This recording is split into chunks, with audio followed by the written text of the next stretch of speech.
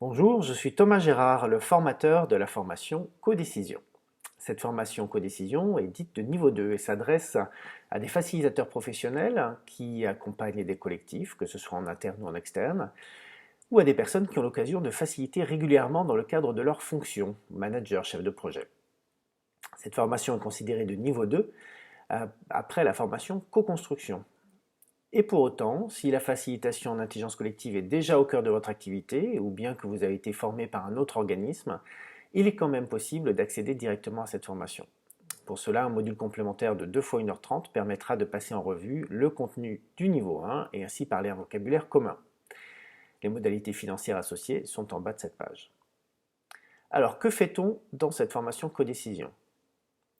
Pour rappel, les outils de la codécision sont ceux qui nous permettent d'aller d'une proposition, de préférence co-construite, vers une décision collective.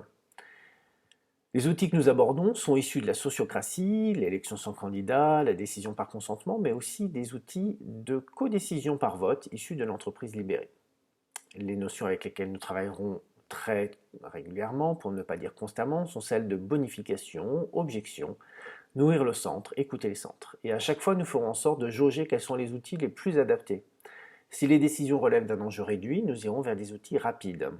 Si les décisions relèvent d'enjeux stratégiques ou interpersonnels importants, alors nous prendrons le temps de dérouler un outil, certes plus lent mais plus abouti.